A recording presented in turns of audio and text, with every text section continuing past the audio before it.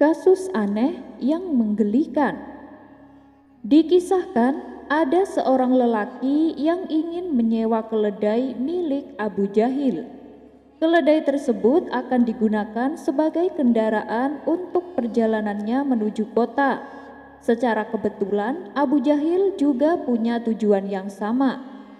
"Baiklah kawan, aku sewakan satu keledai milikku dan aku akan menaiki keledaiku yang lain, dan kita bisa pergi bersama-sama," kata Abu Jahil. "Berapa harga sewanya?" tanya si lelaki. 5 dinar, kurasa itu harga yang wajar, jawab Abu Jahil. Si lelaki pun setuju dan langsung membayarnya. Maka berangkatlah keduanya menuju kota. Di tengah perjalanan, lelaki tersebut mengajak Abu Jahil untuk beristirahat sebentar. Karena saat itu terik sinar matahari sangat panas, si lelaki duduk di bawah naungan keledai yang disewanya.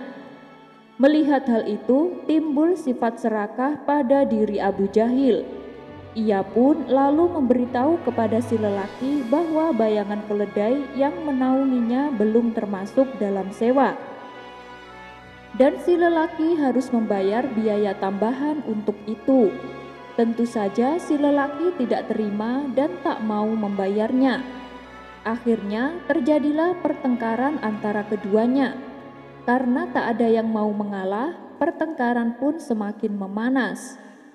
"Begini saja, kita selesaikan masalah ini di pengadilan," tantang Abu Jahil. "Baik, aku tidak takut," balas si lelaki. Singkat cerita, sampailah keduanya di ruang pengadilan.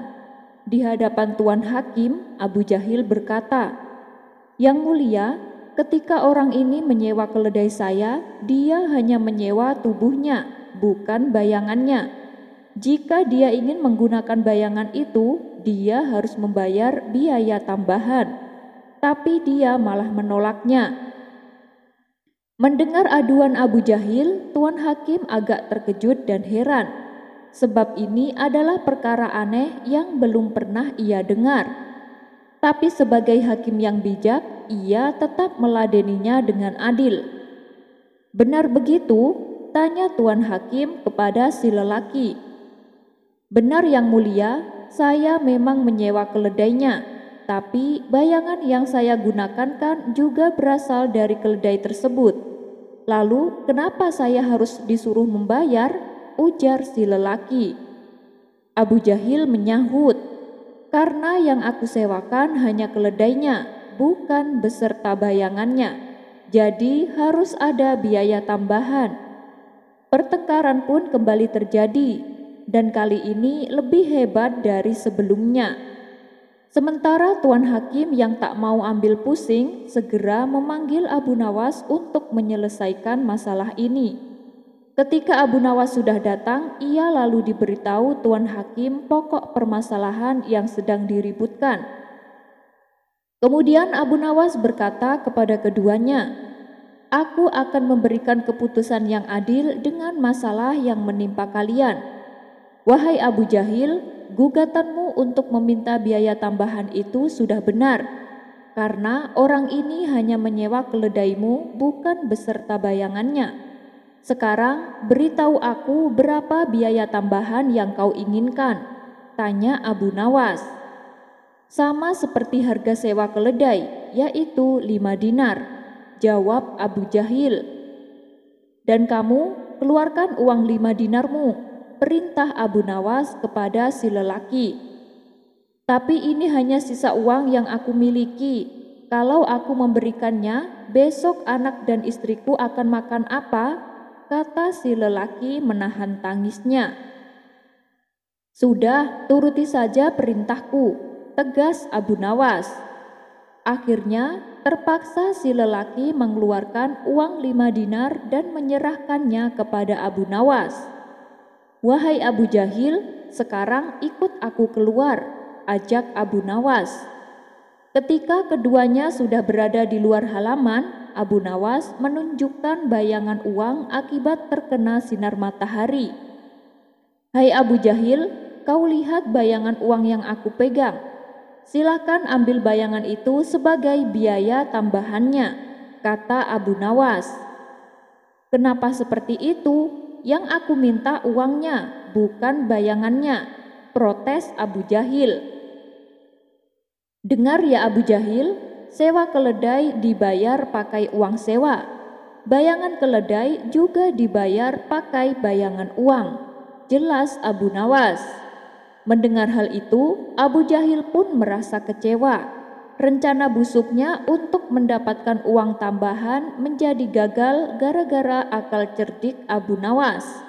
Sementara si lelaki yang tadinya bersedih kini menjadi ceria karena uang 5 dinarnya bisa kembali. Kisah selanjutnya. Dikisahkan, di suatu daerah hiduplah seorang pemuda soleh. Ia habiskan hampir semua waktunya untuk beribadah kepada Allah. Kebaikan akhlak dan budi pekertinya membuat dirinya dihormati dan disegani oleh masyarakat. Pada suatu ketika, datanglah sekelompok orang ke rumah si pemuda. Mereka mengabarkan bahwa di tempat mereka terdapat pohon besar yang menjadi sesembahan masyarakat. Masyarakat menjadikan pohon tersebut sebagai Tuhan, karena setiap hajatnya selalu dikabulkan. Mendengar itu, si pemuda merasa murka. Ia berjanji tidak akan membiarkan hal ini berlarut-larut. Esok paginya, si pemuda berangkat menuju tempat di mana pohon tersebut berada, dengan membawa kapak di tangannya. Si pemuda berencana menebang pohon yang menjadi sesembahan orang-orang. Namun, rencana si pemuda tak dibiarkan begitu saja oleh iblis penunggu pohon. Saat si pemuda hampir sampai di tempat tujuan, iblis langsung mencegatnya. Kala itu, iblis menampakkan dirinya sebagai kakek tua.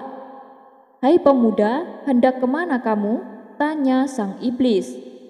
"Aku akan menebang pohon yang jadi sesembahan masyarakat," jawab si pemuda. "Untuk apa kau lakukan itu? Bukankah pohon tersebut tidak merugikanmu, tidak pula mengganggu ibadahmu?" kata sang iblis berkilah. "Pohon itu telah membuat orang-orang menyekutukan Allah, dan aku tidak akan membiarkan itu terjadi," balas si pemuda. "Apa kepentinganmu dengan pohon itu? Kau rela meluangkan waktu ibadahmu hanya untuk menebang pohon tersebut. Daripada mengurusi pohon yang tidak ada manfaatnya bagimu, lebih baik kamu sibukkan waktumu untuk beribadah kepada Allah," timpal sang iblis.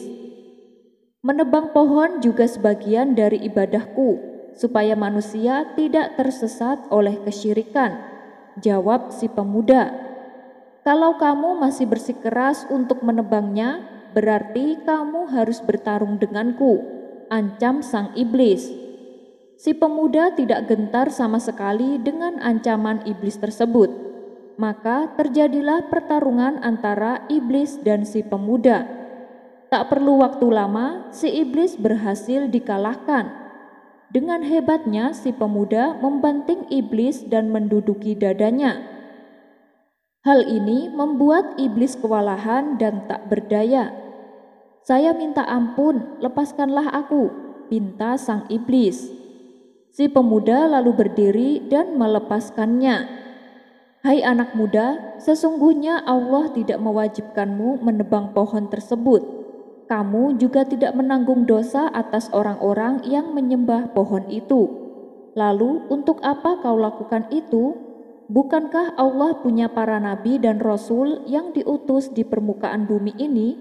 Seandainya Allah menghendaki, niscaya Allah akan mengutus salah satu nabinya dan memerintahkan untuk menebangnya," tutur sang iblis coba merayu. "Apapun perkataanmu, aku akan tetap menebangnya," balas si pemuda dengan tegas. Jengkel dengan jawaban si pemuda, iblis pun kembali menyerangnya. Pertarungan antara keduanya kembali terjadi, dan lagi-lagi iblis harus menanggung kekalahan. Tubuhnya dibanting ke tanah dan dadanya diduduki oleh si pemuda. Untuk kedua kalinya, iblis berteriak minta ampun. Maafkan aku berjanji tidak akan menyerangmu lagi. Aku punya penawaran yang mungkin bermanfaat bagimu, ucap sang iblis. Apa itu? Tanya si pemuda. Lepaskan aku dulu, supaya aku bisa mengatakannya, pinta sang iblis. Si pemuda lalu berdiri dan melepaskannya. Aku tahu kamu adalah orang miskin. Kamu sering dikasih makanan oleh kawan-kawanmu. Bukankah kamu ingin membalas perbuatan baik mereka seperti membantu tetangga-tetanggamu dan tidak lagi membutuhkan orang lain? Rayu sang iblis kepada si pemuda. Iya, itu memang benar, kata si pemuda mengiyakan. Kalau begitu, pulanglah dan tinggalkanlah urusan ini.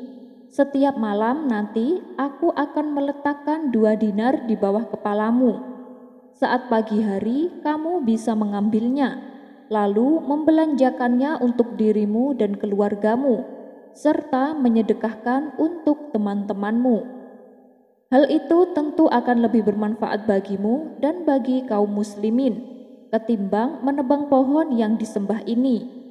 Apabila kamu menebangnya, hal itu tidak akan membahayakan mereka dan tidak pula memberi manfaat atas teman-temanmu, ujar sang iblis menjelaskan. Sejenak si pemuda terdiam merenungi kata-kata iblis. Yang diucapkan orang ini benar juga. Aku memang bukanlah seorang nabi, sehingga aku tidak wajib menebang pohon ini. Lagi pula Allah pun tidak memerintahkan aku untuk menebangnya, sehingga aku tidak akan berdosa apabila membiarkannya. Dan apa yang ditawarkan memang lebih banyak manfaatnya, pikir si pemuda dalam hati. Baiklah, aku terima tawaranmu, ucap si pemuda. Ia pun lalu pulang ke rumahnya dan tidak jadi menebang pohon. Hari pertama saat ia terbangun dari tidurnya, si pemuda mendapati 2 dinar di bawah kepalanya.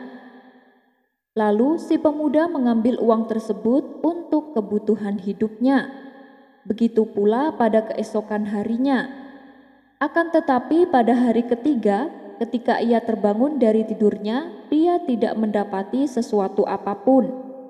Merasa kecewa atas kejadian itu, si pemuda menjadi marah dan mengambil kapaknya. Kurang ajar, dia tidak menepati janji, kata si pemuda penuh emosi. Ia pun lalu pergi untuk menebang pohon yang menjadi sesembahan masyarakat. Tapi iblis langsung mencegatnya di tengah jalan dengan menyamar sebagai lelaki tua. Iblis bertanya kepada si pemuda, "Mau kemana kamu?" tanya sang iblis. "Aku akan menebang pohon itu," jawab si pemuda. "Sesungguhnya kamu tidak akan mampu melakukannya. Coba saja kalau kau berani," tantang iblis kepada si pemuda. Mendengar jawaban iblis, si pemuda bertambah emosi. Ia pun menyerang iblis menggunakan kapak di tangannya. Tapi kali ini dengan mudah iblis mengalahkannya. Dalam sekejap, si pemuda dibanting ke tanah dan didudukinya dada si pemuda. "Urungkanlah niatmu untuk menebang pohon. Apabila tidak mau, aku akan membunuhmu," ancam sang iblis. Si pemuda hanya pasrah dan tak berdaya. "Wahai orang tua, kamu sekarang telah mengalahkanku. Lepaskanlah aku dan beritahu aku, mengapa dulu aku bisa mengalahkanmu, tapi sekarang kamu yang mengalahkanku?" tanya si pemuda. "Karena saat pertama kali kamu marah, kamu melakukan itu karena Allah semata, dan niatmu adalah akhirat, sehingga Allah menundukkanku untukmu. Tetapi kali ini kamu marah demi dirimu sendiri, dan demi dinar-dinar yang aku hentikan untukmu." Mendengar penjelasan sang iblis, si pemuda pun akhirnya menyadari kesalahannya. Itulah kisah pertarungan antara iblis dan pemuda ahli ibadah. Dari kisah tersebut, kita bisa mengambil pelajaran bahwa bila kita melakukan suatu perbuatan karena Allah, maka Allah pasti akan memberi kekuatan kepada kita. Misalnya, ketika kita akan menghadapi permasalahan hidup, apapun itu masalahnya, dan kita menghadapinya karena Allah pasti akan memberikan kekuatan kepada kita tanpa kita sadari. Kisah ini terdapat dalam kitab Ihya Ulumuddin karya ulama besar yang bernama Imam Al-Ghazali. Wallahu a'lam bishawab. Misteri gembok di makam Abu Nawas.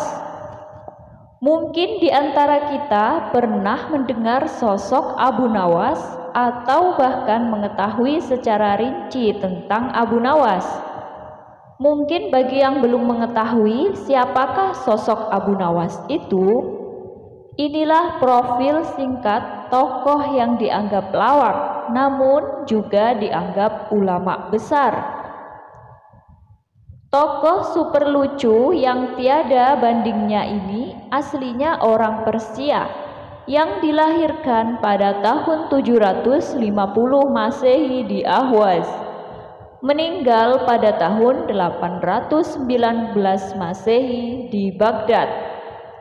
Setelah dewasa, ia mengembara ke Basra dan Kufa. Di sana ia belajar bahasa Arab dan bergaul rapat sekali dengan orang-orang Badui padang pasir. Karena pergaulannya itu, ia mahir bahasa Arab, adat istiadat, dan kegemaran orang-orang Arab. Ia juga pandai bersyair, berpantun, dan bernyanyi. Ia sempat pulang ke negerinya, namun pergi lagi ke Baghdad bersama ayahnya. Keduanya menghambakan diri kepada Sultan Harun ar-Rasyid, Raja Baghdad.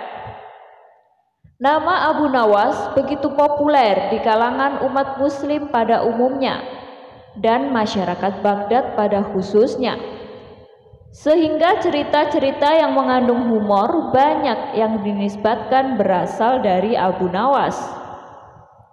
Tokoh semacam Abu Nawas yang mampu mengatasi berbagai persoalan rumit dengan style humor atau bahkan humor politis ternyata juga tidak hanya ada di negeri Baghdad.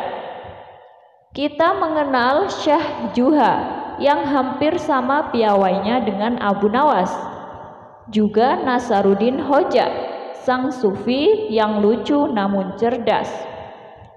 Kita juga mengenal Kabayan di Jawa Barat, yang konyol namun ternyata juga cerdas. Abu Nawas setelah meninggal pun masih bisa membuat orang tertawa. Di depan makamnya ada pintu gerbang yang terkunci dengan gembok besar sekali. Namun di kanan kiri pintu gerbang itu pagarnya bolong, sehingga orang bisa leluasa masuk untuk berziarah ke makamnya. Apa maksudnya dia berbuat demikian? Mungkin itu adalah simbol watak Abu Nawas yang sepertinya tertutup namun sebenarnya terbuka. Ada sesuatu yang misteri pada diri Abu Nawas. Ia sepertinya bukan orang biasa. Bahkan ada yang meyakini bahwa dari kesederhanaannya, ia adalah seorang guru sufi. Namun ia tetap dekat dengan rakyat jelata, bahkan konsisten membela mereka yang lemah dan tertindas. Begitu banyak cerita lain yang diadopsi menjadi kisah Abu Nawas, sehingga kadang-kadang cerita tersebut tidak masuk akal, bahkan terlalu menyakitkan orang timur. Banyak yang curiga jangan-jangan cerita-cerita Abu Nawas yang sangat aneh itu sengaja diciptakan oleh kaum orientalis untuk menjelek-jelekan masyarakat Islam. Karena itu, membaca cerita Abu Nawas kita harus kritis dan waspada. Dan inilah salah satu cerita dari Abu Nawas. Pada suatu hari, Abu Nawas menghadap ke istana. Ia pun bercakap-cakap dengan Sultan dengan riang gembira. Tiba-tiba terlintas dalam pikiran di benak Sultan, Bukankah ibu si Abu Nawas ini sudah meninggal? Aku ingin mencoba kepandaiannya sekali lagi. Aku ingin menyuruh dia membawa ibunya ke istanaku ini.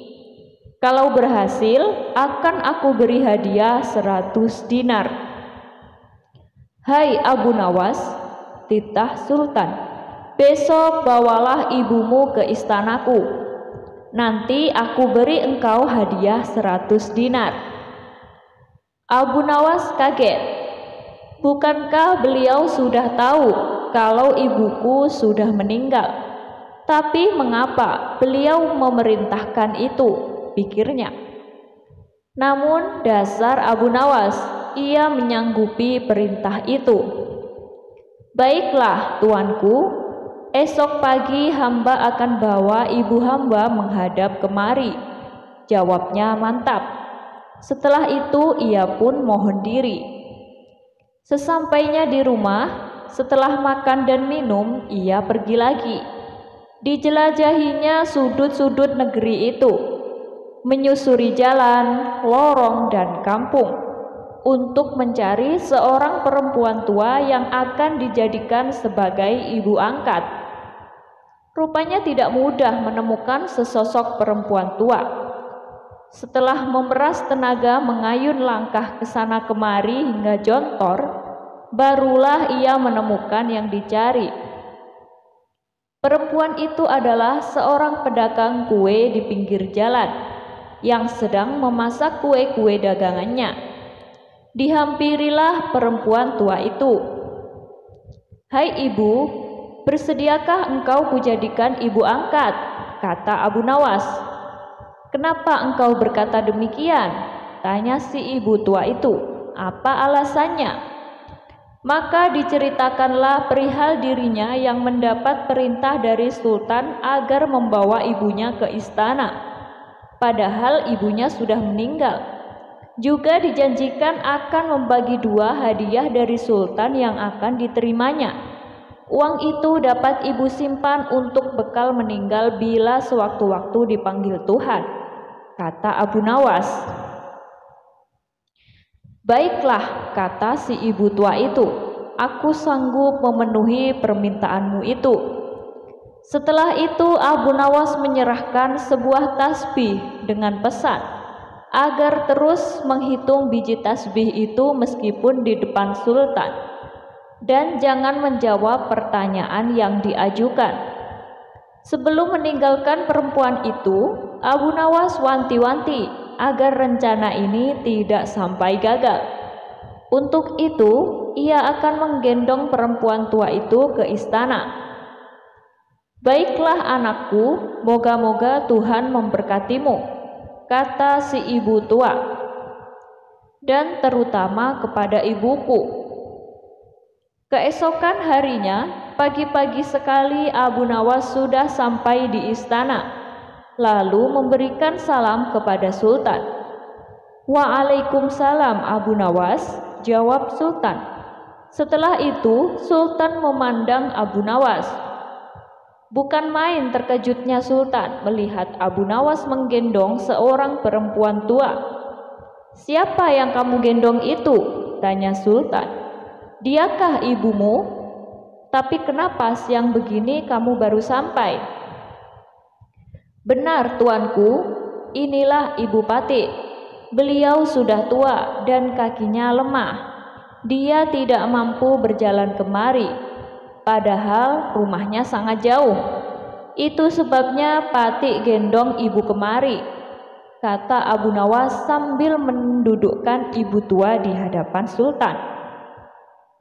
Setelah duduk, ibu tua itu pun memegang tasbih dan segera menghitung biji tasbih tanpa henti, meski Sultan mengajukan beberapa pertanyaan kepadanya. Tentu saja Sultan tersinggung. Ibumu sangat tidak sopan. Lagi pula apa yang dikatakannya itu sampai tidak mau berhenti.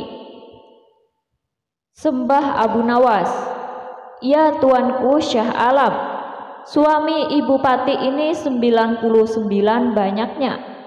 Beliau sengaja menghafal nama-nama mereka satu persatu dan tidak akan berhenti sebelum selesai semuanya.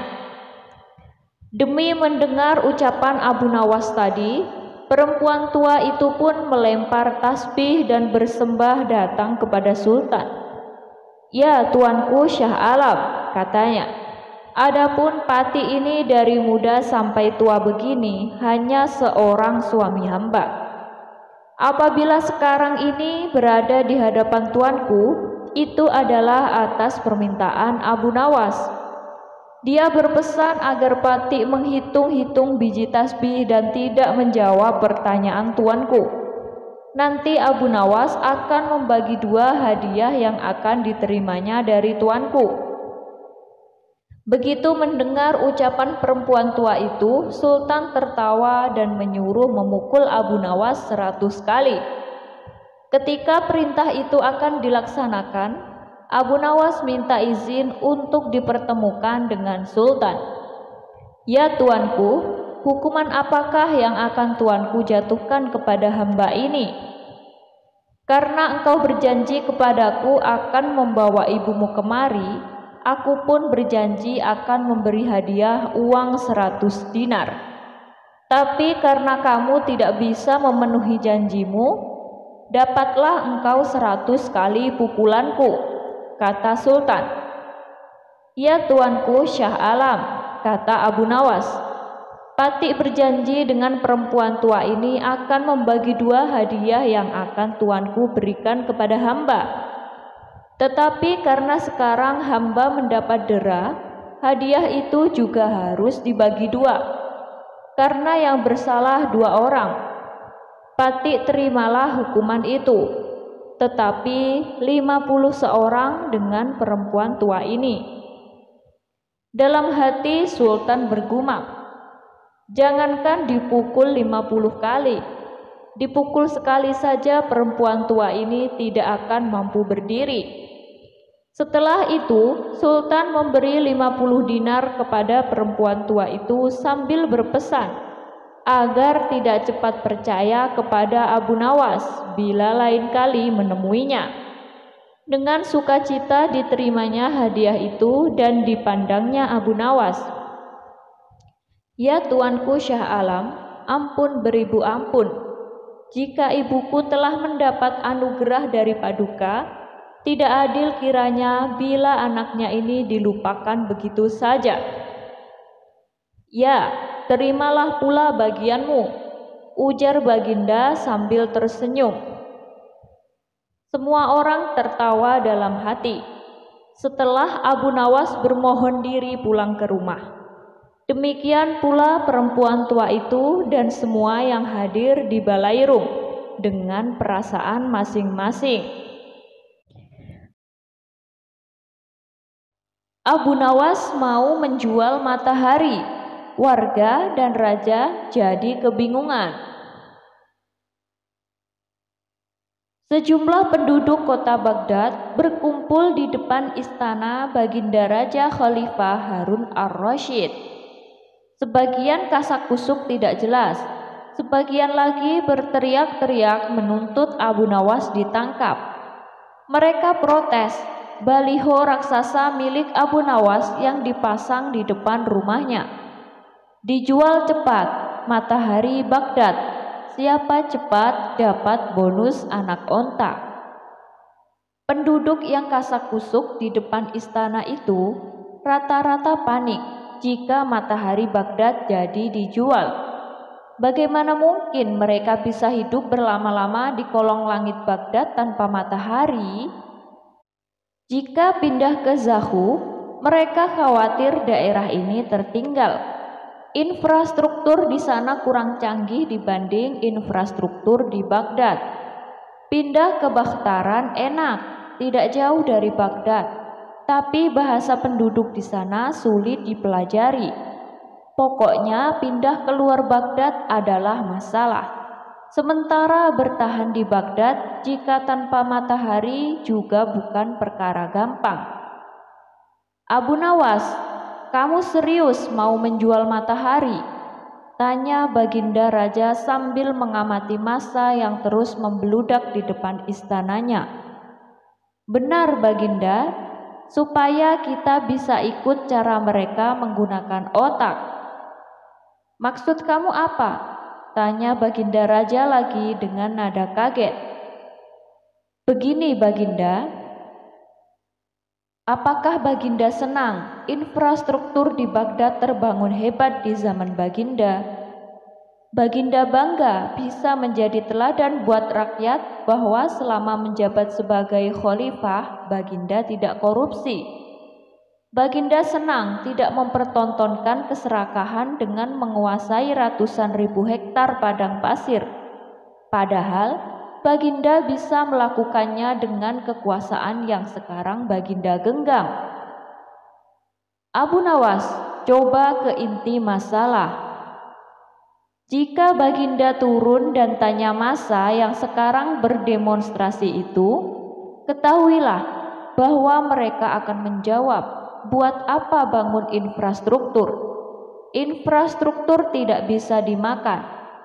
Jadi, jalan-jalan mulus yang Baginda bangun selama ini, puluhan bendungan yang Baginda banggakan, lapangan terbang, rel kereta api di Khorramabad, pasar-pasar di Kirkuk, itu semua percuma, tidak bisa dimakan. Baginda Khalifah Harun ar-Rasyid pun terdiam. Baginda bangga tidak korupsi. Anak Baginda jual pisang goreng. Itu malah membuat mereka marah dan cemburu. Buat mereka, Baginda mestinya korupsi agar mereka tidak repot-repot lagi bikin isu tidak masuk akal. Misalnya Baginda keturunan Mongolia, Baginda memusuhi ulama, Baginda membiarkan partai yang sudah dilarang tumbuh lagi. Wah, pokoknya banyak Baginda. Lalu, apa hubungannya dengan menjual matahari? Dengan pelan-pelan, Abu Nawas kemudian menjelaskan bahwa apa yang dianggap Baginda Raja sebagai prestasi nasional, tapi justru dianggap pemborosan serta membebani negara, adalah karena mereka terbiasa melihat semua prestasi yang ada di ruang gelap. Di ruang gelap, gadis cantik tidak terlihat, sebatang emas bisa dianggap besi. Apalagi jika cara melihatnya sambil bergelantungan. Tapi, kalaupun mata mereka tidak melihat di ruang gelap, bukankah telinga mereka mendengar? Hati mereka terbuka. Bagaimana mungkin mereka menuduhku memusuhi ulama, padahal wakilku sekarang adalah ulama besar? Jikapun mereka tidak suka aku, bukankah kepada mereka sekarang aku sodorkan ulama yang dulu mereka klaim mereka bela? Mengapa sekarang mereka tinggalkan? Baginda, itulah enaknya melihat dunia di ruang gelap sambil terbalik. Kita bisa menikmati apa yang mereka nikmati selama ini. Baginda tidak capek berpikir rasional. Baginda Raja Khalifah Harun ar-Rasyid kembali terdiam tidak mengerti penjelasan Abu Nawas. Percayalah Baginda, hanya dengan melihat segala sesuatu di kegelapan, Baginda akan paham mengapa selama ini mereka melihat infrastruktur megah, pemerataan pembangunan di daerah tertinggal. Semuanya sama sekali tidak berguna karena tak bisa dimakan. Mohon jangan katakan, infrastruktur memang tidak bisa dimakan, tapi dengan infrastruktur kita makin mudah cari makan. Itu cara berpikir rasional dan normal, Paduka. Massa di luar istana makin membludak, tapi Baginda Raja kali ini diam saja. Dia memberi isyarat membenarkan Abu Nawas. Jadi, boleh saya jual matahari? Besok Baghdad gelap, banyak rakyat bergelantungan. Aspal di jalan terlihat ketan. Kisah selanjutnya. Suatu hari di kota Baghdad digemparkan oleh kedatangan dua orang tamu yang mengaku ulama besar. Mereka berdua adalah Syekh Wahab dan Syekh Qadir. Dengan berpakaian jubah serba putih layaknya orang soleh, mereka menyapa masyarakat kota Baghdad. Para warga pun menyambutnya penuh penghormatan. Mereka menjamu dua tamu agung itu dengan berbagai macam hidangan. Tidak berapa lama, terdengarlah suara azan. Syekh Wahab dan Syekh Qadir lalu pamit untuk menunaikan sholat. Mereka berdua pun diantar oleh warga sampai ke masjid. Sesampainya di masjid, Syekh Wahab melepaskan sepatunya dan membiarkannya di luar teras masjid. Sedangkan Syekh Qadir melepaskan sepatunya, tapi membawanya masuk ke dalam masjid. Sementara Syekh Wahab dan Syekh Qadir melaksanakan sholat, terjadilah percakapan warga yang ada di situ. Menurut kalian, di antara kedua orang itu siapa yang lebih alim? Tanya salah satu dari mereka. Menurut saya Syekh Wahab yang lebih alim, karena membiarkan sepatunya di luar. Itu menunjukkan beliau mempercayakan sesuatunya kepada Allah, jawab warga yang lain. Namun ada juga yang berpendapat kalau Syekh Qadirlah yang lebih alim. Sebab dengan dirinya membawa sepatu ke dalam masjid itu menunjukkan kehati-hatian. Kemudian salah seorang berkata, lebih baik kita tanyakan langsung kepada kedua tamu kita, pasti beliau punya alasannya. Iya benar, itu lebih tepat, timpal lainnya. Ketika Syekh Wahab dan Syekh Qadir itu selesai sholat, mereka ditanyai secara terpisah oleh kedua kelompok yang berbeda pendapat tadi. Pertama, mereka menanyai Syekh Wahab, "Wahai Tuan Syekh, kenapa Anda meninggalkan sepatunya di luar teras masjid, padahal Syekh Qadir membawa sepatunya masuk ke dalam masjid?" Dengan tersenyum, Syekh Wahab menjawab, "Alasan saya meninggalkan sepatuku karena segala sesuatunya saya pasrahkan kepada Allah. Kalaupun sepatu saya dicuri orang, maka saya ikhlaskan dan saya tidak akan menganggapnya sebagai pencuri. Justru saya akan mendoakan agar sepatuku menjadi kebaikan bagi dirinya." Mendengar jawaban Syekh Wahab, masyarakat pun terkagum-kagum dengan kerendahan hatinya. Kemudian giliran Syekh Qadir yang ditanya, "Wahai Tuan Syekh, kenapa Anda membawa masuk sepatunya ke dalam masjid, padahal Syekh Wahab membiarkan sepatunya di teras masjid?" Mendapat pertanyaan seperti itu, Syekh Qadir pun tersenyum. Lalu ia menjawab, "Kalau saya biarkan sepatuku di luar, saya khawatir akan menggoda seseorang untuk mencurinya. Jika sampai kubiarkan itu terjadi, maka ketika sepatuku dicuri, saya juga ikut menanggung dosanya, karena saya telah ikut andil menggoda seseorang untuk mencuri. Oleh sebab itulah saya bawa masuk sepatunya ke dalam masjid." Syekh Qadir mencoba menjelaskan. Masyarakat kembali terkagum-kagum dengan jawaban Syekh Qadir. Mereka pun memuji kealiman dua tamu agung tersebut. Tidak berapa lama kemudian datanglah Abu Nawas di tengah-tengah mereka.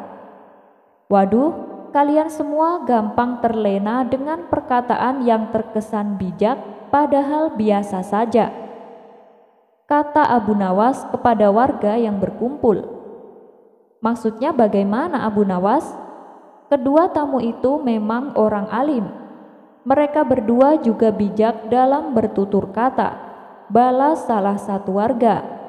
Abu Nawas selalu menjelaskan, "Coba kalian perhatikan antara sepatu yang dipakai Syekh Wahab dan Syekh Qadir.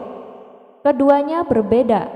Syekh Wahab membiarkan sepatunya di luar karena memang sepatunya sudah butut. Mana mungkin ada maling yang tergoda untuk mencurinya, ujar Abu Nawas sambil menuding sepatu yang sedang dipakai Syekh Wahab. Dan sepatu yang dipakai oleh Syekh Qadir itu masih bagus, dan saya kira harganya pasti mahal. Oleh sebab itulah dia khawatir sepatunya akan hilang. Makanya sepatunya ia bawa masuk serta ke dalam masjid. Kalian semua jangan terlena dengan seseorang yang mengaku berilmu hanya karena penampilan dan tutur katanya, tapi harus mengetahui sejauh mana kepandaian ilmu agamanya. Mendengar perkataan Abu Nawas itu, Syekh Wahab dan Syekh Qadir pun dibuatnya keki. Mereka berdua tahu betul siapa Abu Nawas. Akhirnya mereka memutuskan untuk pergi meninggalkan kota Baghdad.